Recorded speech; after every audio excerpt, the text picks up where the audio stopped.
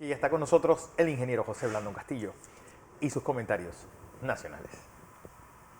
Fernando, permítame, estimados televidentes y radioescucha, usar un par de minutos para ponerle en contexto los problemas que estamos viviendo nosotros y algunas de las cosas que hemos avanzado y que tenemos que seguir avanzando. Precisamente un día como hoy, en la que se cumple 108 años de la apertura del canal, y usted lo dijo con una capacidad de resumen muy propia suya, el canal de Panamá le abrió las puertas al mundo a los Estados Unidos, sí, a su poderío, y que hoy continúa siendo un elemento importante de ese poderío. Nosotros los panameños nos hemos olvidado de esa realidad, sumergidos en una lucha interna que nos impide mirar la estrategia global. Es un punto que usted debe ver. Dos, cuando usted hable de los gobiernos, y particularmente del gobierno de la República de Panamá, usted debe saber que durante las últimas décadas, todo este proceso de globalización que ocurrió en el mundo ha producido una pérdida del poder del Estado como tal. Y la economía en general se maneja con transnacionales de las finanzas, de la producción de la tecnología, de la producción de medicinas, de la producción de bienes, Fernando, y que nadie las ha elegido para nada, pero son las que determinan las conductas de la mayoría de los estados. Incluso toman decisiones sobre a quién hay que invadir. Por ejemplo, lo que pasó en Libia, destruyen Libia y se forma una migración, o lo que pasa, por ejemplo, en Siria, y no hay forma que Europa pueda resolver ese problema porque nadie está preparado para eso. Ni contener el flujo de gente. Entonces, ¿qué ha pasado esto? Esto ha dado paso a lo que yo llamo los antipolíticos. Una corriente política, no solamente en Panamá, en todos lados. Precisamente hoy, 15 de agosto, arranca en Panamá un proceso de independientes que ellos entienden la independencia como una forma de ser antipolítico. Y la antipolítica ha generado una campaña contra los partidos políticos, ¿sí? Pero además de eso ha producido el populismo, tanto de derecha como de izquierda, y el nacionalismo, que es más perverso que los dos juntos. Entonces, si usted entiende eso, se dará cuenta que el Estado actual no tiene la capacidad de resolver los problemas que al principio de sus fundaciones, ¿no así? Las naciones no son estados. Las naciones son realidades históricas, pero fue cuando se definen las fronteras, ¿no así? Cuando se crean los estados. La homogenización de la población es lo que crea el Estado. Exactamente. Entonces, en este momento, nosotros nos enfrentamos a una campaña brutal contra la estructura organizativa del Estado y una debilidad, no solamente del Estado panameño, de los estados en general.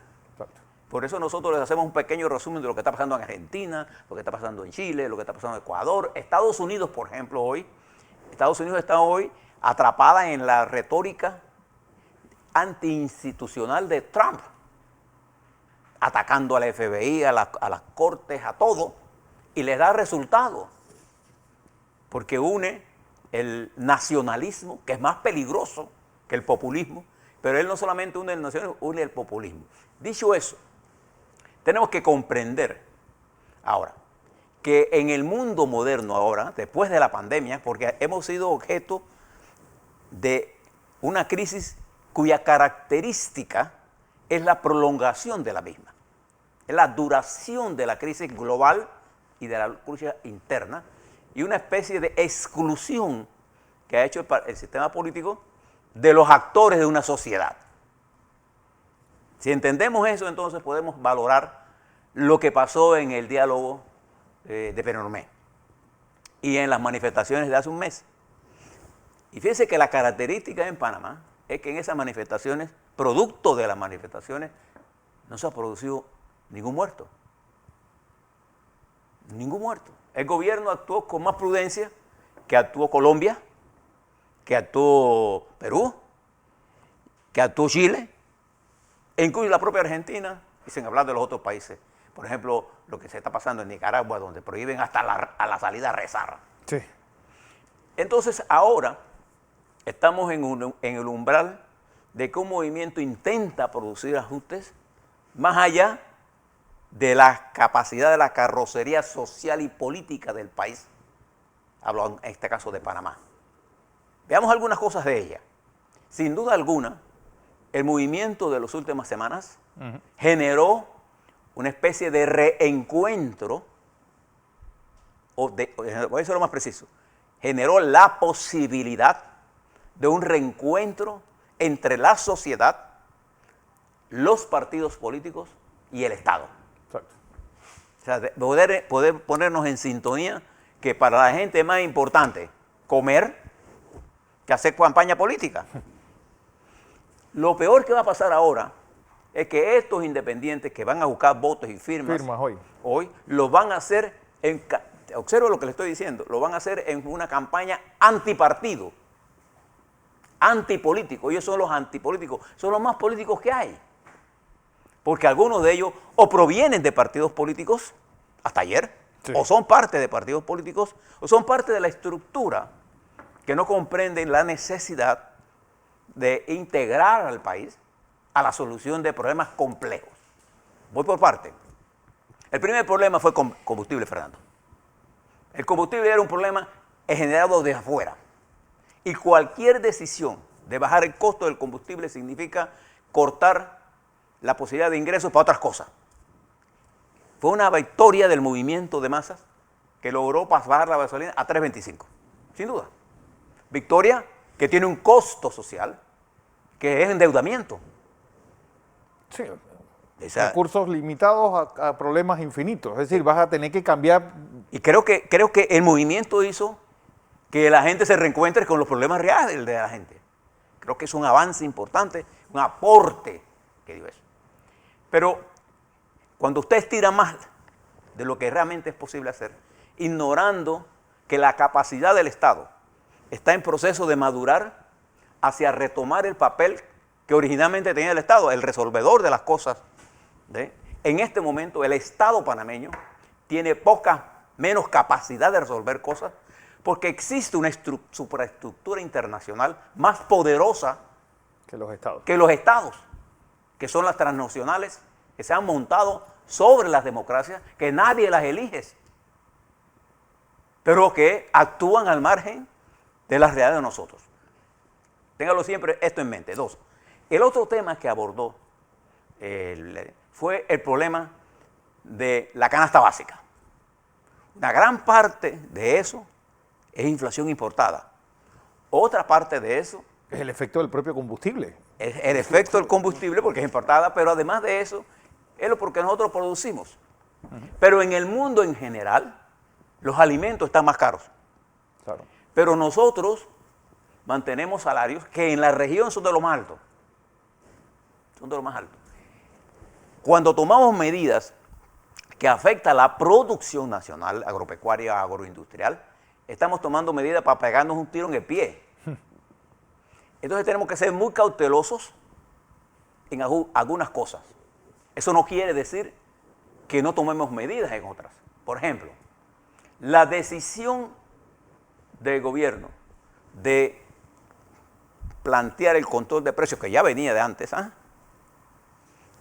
sobre el arroz, motivó una acción interna que los molinos, ¿no así?, en vez de producir el arroz de primera, que era para el regulado, decidieron meterlo todo en especial, incluso con información que disponemos nosotros, que se determinó que se estaba llamando el arroz especial, y hoy lo saca el Panamérica con mucha franqueza. Se está vendiendo arroz especial que no es especial, eso es una estafa. Se está vendiendo arroz de primera como si fuera especial. Sí, exactamente, eso es una estafa. Entonces, allí es donde entra la estructura del gobierno a mirar, porque el arroz de 40 centavos tiene que volver a los stands. Punto. Y la preocupación de la mesa sobre este tema es una preocupación real y tenemos que resolverla. Entonces, veamos el costo, por ejemplo, de la energía. ahí se decidió en disenso llevar eso a una mesa y ojalá en la mesa Haya técnico. tengamos la posibilidad de discutir a fondo el problema, porque las premisas que usamos para solicitar olvidan, entre otras cosas, que el subsidio que el Estado hoy da a la energía eléctrica sobrepasa el 40%. Pero además, la política de expansión del Estado, al generar proyectos y resolver un problema que estaba de proyectos de generación, de mayor calidad de rendimiento, de mayor disminución de costos de producción, nos garantiza a nosotros tarifas más bajas dentro de 2 años, sin afectar el proceso de producción de energía, como usted lo ve en Nicaragua, como usted lo ve en Venezuela, que tiene petróleo, como usted lo ve en Cuba, que no tiene petróleo, pero que dependía de Chávez, y que ahora se encuentra ante un problema grave de energía. Nosotros, los subsidios nuestros de energía eléctrica sobrepasan el 40% pedido en la mesa. Entonces se dice, no, lo que queremos es que lo paguen las empresas. Eso significa romper las inversiones. Ahora este es el límite, pero va a haber una mesa para discutir en detalle eso. Y es importante porque ya es hora que el panameño vaya acostumbrándose a discutir los temas. Está el caso de los medicamentos, que ahí tenemos un problema. Hoy comienza a regir eso. Sí. Y va a comenzar a regir, ya es una decisión del gobierno de Ya que va a empezó. comenzar a regir. Entonces hay que una dicotomía en esto. La industria de medicamentos es un oligopolio internacional con un poderío inmenso y que le importa 3 pepinos la democracia o la libertad de ninguno de nosotros, y que tiene medicinas de alta generación, de última generación, a precios inasequibles para ninguno de nosotros. Hay medicinas que cuestan $5,000, $20,000. Sí. Entonces ellos deciden por sí y ante sí qué cosa debemos hacer. Entonces nosotros tenemos que enfrentarnos al oligopolio externo, interno, y no a la pequeña farmacia. Sí, es que Entonces, creo que hay un espacio para lograr lo que el gobierno ha planteado sin tener que liquidar a los pequeños empresarios. Es que sobre eso tengo al doctor Alessandro Ganci, él es miembro del equipo del Ministerio de Salud. Alessandro, bienvenido a Next Noticias, buenos días. Pues, ¿cómo hacer para que se bajen los medicamentos, pero sin afectar al comercio local? Son 450 farmacias que no abrieron hoy. Y que para muchos, Tato, tú y yo venimos del interior y sabemos que en muchos lugares nada más hay una farmacia y que es la que provee de medicinas a todo el pueblo. Esa farmacia hoy amaneció cerrada. ¿Cómo no afectar ese comercio pequeño y tampoco afectar al consumidor final? Buenos días. A ver, el doctor Ganci. Sí, bueno, sigo contigo, José, porque sí, él salió del... ¿Por qué es importante analizar estas cosas? Porque siempre que usted tiene el análisis global, le permite ir viendo el bosque por parte, pero siempre tiene usted el concepto del bosque. Recuerde, mire lo que pasa en el mundo ahora mismo. Las transnacionales de los laboratorios de farmacéuticas del mundo retan hasta el poder de los Estados Unidos, al poder de Alemania, de Europa. ¿Y qué ha tenido que hacer ellos? Imponer medidas a ellos. ¿Qué tenemos que hacer nosotros? Diseñar nuestra política de forma tal que se cumpla con lo que desea la gente y se rompa con ese abuso de medicinas caras. Entonces tenemos que ir a la raíz del problema. Tenemos que ir a la raíz del problema porque las pequeñas farmacias, 1 o 2, que incluso son emprendedores, los mismos que son dueños, son especialistas en farmacia, sí, que hacen su propio negocio y que generan empleo y que pagan impuestos. Entonces tenemos que resolver ese problema pero tenemos que garantizarle al país que hay una decisión del gobierno de que se baje la medicina. Entonces ahora lo que tenemos que hacer es compatible que usted reciba ese aumento, esa reducción, y que además de eso, la reducción se dé sin efectos en el de abajo de la cadena, porque los ingresos están arriba. Sí. Los oligopolios internacionales y nacionales son lo que hacen que esto sea caro. No solamente en el caso, y fíjese lo que le dije al principio, nosotros tenemos que actuar con prudencia. Entiendo perfectamente la impaciencia o el interés político de quienes quieren ponerle más velocidad de lo que resiste el sistema. Y usted lo va a ver ahora, todos los que van a las campañas, hablando del antipolítico, de los partidos, y unos vienen de los partidos, ¿eh? Sí. Pero van a venir a proponerle cosas, y usted tiene que evaluar si el que le está diciendo eso sabe de lo que está hablando. Administrar un Estado, por más pequeño que sea, pero particularmente administrar un Estado como la de la República de Panamá, con su característica geoestratégica tan grande, más allá de nuestra propia pequeñez. China quiso construir un canal sobre Nicaragua. El señor López Obrador quiere construir un canal seco. Un canal seco. Nosotros tenemos el canal y lo hemos administrado eficientemente hasta hoy.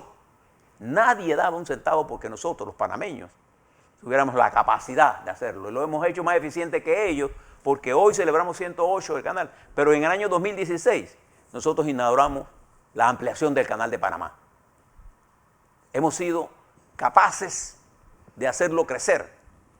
Lo que nosotros ahora tenemos que ser capaces de entender la coyuntura actual, cuáles son las cosas que podemos hacer, tenemos que hacer, sin que reviente la economía del país. Por ejemplo, nosotros no podemos destruir los productores agropecuarios ni la agroindustria nuestra, pero nosotros no le podemos permitir a sectores de esa agroindustria que utilicen su poder monopólico para impedir que los acuerdos que hemos tomado se desarrollen para que nosotros podamos paliar, porque al final de lo que a nosotros nos interesa es producir una economía con suficiente capacidad, Fernando, para mejorar los salarios. Pero hablar de incremento de salarios en un momento como este no es posible, entonces tenemos que buscar mecanismos que le permitan al Estado paliar, y es la palabra que uso, temporalmente, al menor daño posible a la estructura de producción de la nación.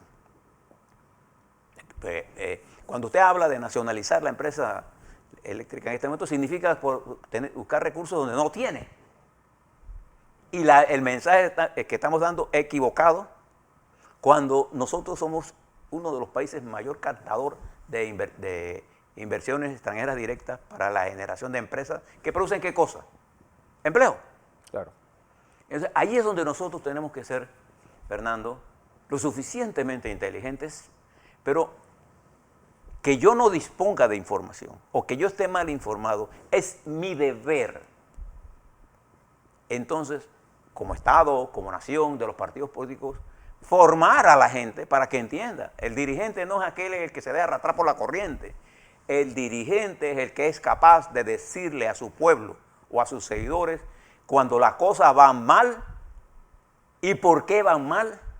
Y cuando la gente está equivocada, hay que decírselo. Ese es el dirigente. El dirigente no es aquel que dice, sí, la banca estafadora. No, mire lo que hemos hecho nosotros. Mire el discurso político de Petro. ¿Usted se acuerda, Fernando, cuando a Petro, un senador ayer le dijo que el que tenía que irse era el que sobraba él? Sobraba en el Congreso. La respuesta de Petro, que me encantó a mí, dice, mire, senador, en el gobierno nuestro, ni usted va a sobrar. En Panamá, la demonización del sector privado es un grave error. Lo que nosotros debemos tener es una alianza estratégica entre trabajadores y empresarios y no demonizar la empresa privada, que es la que genera empleo.